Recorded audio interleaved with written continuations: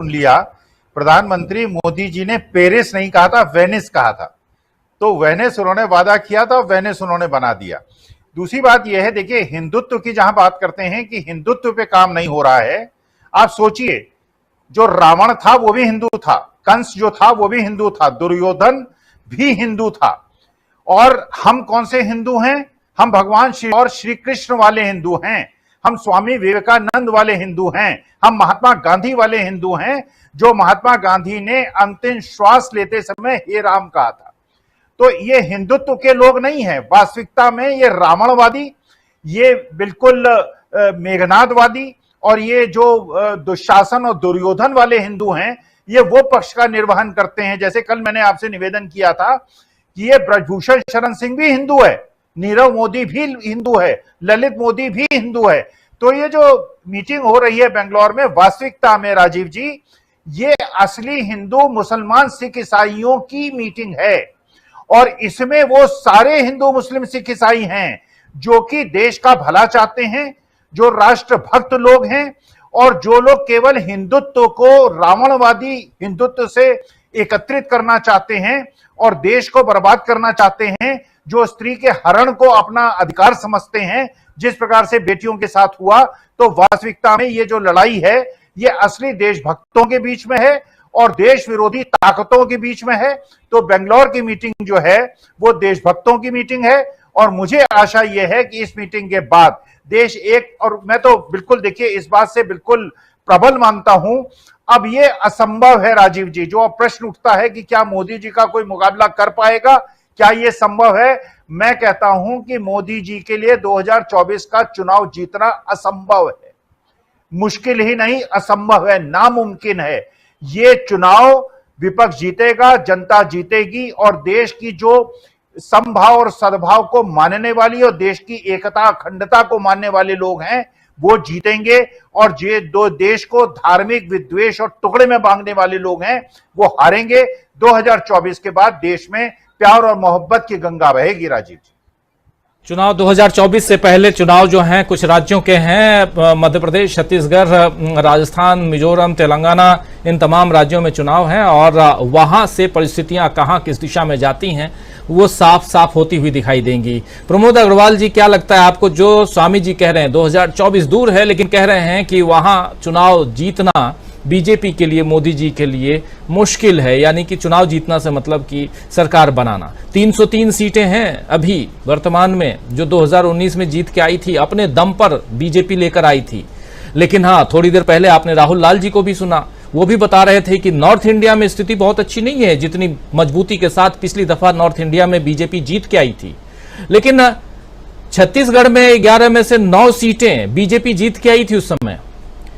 उधर 29 में से 28 सीटें मध्य प्रदेश में जीत के आई थी, 25 सीटें राजस्थान में, जिसमें से 24 सीटें बीजेपी के खाते में, एक उनके सहयोगी यानी 25 की 25 उनके खाते में। उधर चले जाइए गुजरात, वहां 26 की 26 सीटें। आप चूंकि वहां बैठे हैं, उस स्टेट में बैठे हुए हैं जहां से ये तमाम राज्य आजू बाजू में हैं, बिल्कुल सेंट्रल इंडिया में, और वहां से इसलिए क्योंकि सेंट्रल इंडिया की जो तस्वीर बनेगी वो तस्वीर आगे बढ़ते बढ़ते इधर उत्तर भारत तक आएगी, उत्तर प्रदेश तक आएगी, जो सबसे मजबूती के साथ दिखाई देता है।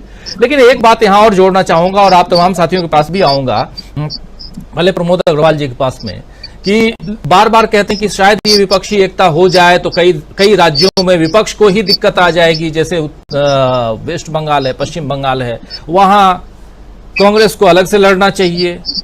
क्या आपको भी लगता है क्या कि वेस्ट बंगाल में कांग्रेस को और वाम दल को एक साथ लड़ना चाहिए, टीएमसी को अलग लड़ना चाहिए, वहां ट्रायंगुलर फाइट में पड़ना चाहिए, या अगर साथ साथ पड़ेंगे तो गड़बड़ हो जाएगा, वहां बीजेपी को फायदा हो जाएगा?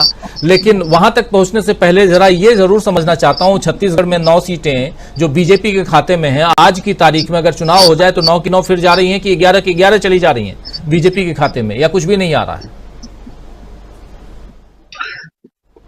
चुनाव पर भविष्यवाणियां तो नहीं करता हूं मैं आमतौर पर, लेकिन यह बताना चाहता हूं कि पिछले बार जब कांग्रेस ने यहां 66 सीटें जीती थी विधानसभा चुनाव में, उसके तुरंत बाद हुए लोकसभा में 9 सीटें हार गई थी। उसके बीच में उन 2 महीनों में एक बड़ी घटना हुई थी देश में, जो इस देश ने कभी देखी नहीं थी। वो घटना थी पुलवामा का अटैक। और उसके बाद पाकिस्तान पर किया गया एक सर्जिकल स्ट्राइक। हमारा देश बहुत भावनात्मक देश है, और जहां पाकिस्तान का मामला आता है तो हम सीमा हैदर को भी भाभी कहने लगते हैं। सुनिए, मैं तो आपको कहना चाहता हूं, जहां तक मध्य प्रदेश का सवाल है, आज एक भारतीय जनता पार्टी ने एक गाना लॉन्च किया है मध्य प्रदेश के चुनावों को लेकर। उस पूरे गाने में शिवराज सिंह का चेहरा कहीं पर नहीं है, सिर्फ मोदी जी को दिखाया गया है और कहा यह गया है कि मोदी को एमपी पे भरोसा है और एमपी को मोदी पे भरोसा है। मतलब हो सकता है मोदी जी मुख्यमंत्री का चुनाव लड़े एमपी से।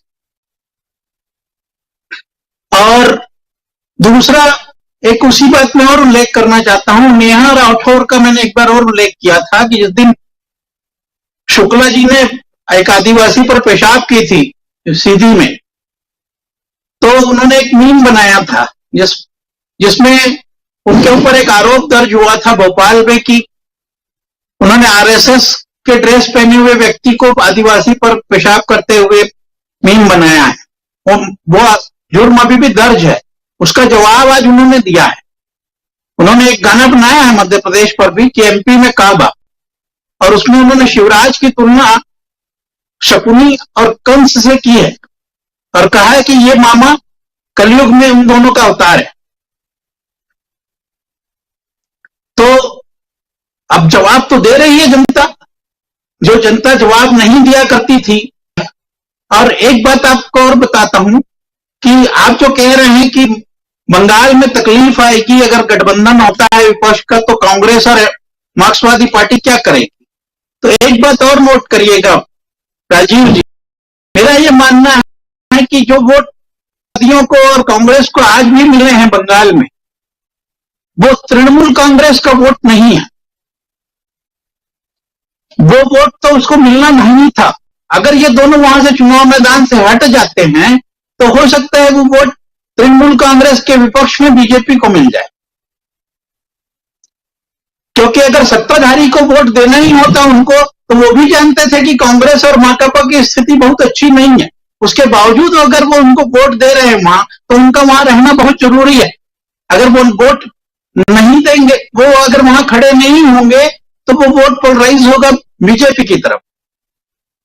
हमारे यहां छत्तीसगढ़ में जहां तक सवाल है, इस बार अगर हम देश में सबसे अच्छे स्थिति में कांग्रेस को अगर देख रहे हैं छत्तीसगढ़ में, तो उसका कारण छत्तीसगढ़ सरकार की नीतियां रही हैं 5 साल। अगर इस बार छत्तीसगढ़ की सरकार में कांग्रेस फिर से रिपीट होती है, तो आप ये मानकर चलिए कि 9-2 की स्थिति बनी हुई है वो हो सकता है उलट जाए। और भारतीय जनता पार्टी को इस बार न केवल विधानसभा चुनाव में बल्कि लोकसभा चुनाव में भी मुंह की खानी पड़े, क्योंकि नेतृत्व का संकट अगर मध्य प्रदेश में मुख्यमंत्री रहते हुए भी उनके पास है, तो यहां तो उनका पास कोई नेतृत्व है ही नहीं। तो फिर यहां पर नेतृत्व कौन करेगा। छत्तीसगढ़ पिछले 1 साल से रेलवे की बड़ी समस्या से जूझ रहा है।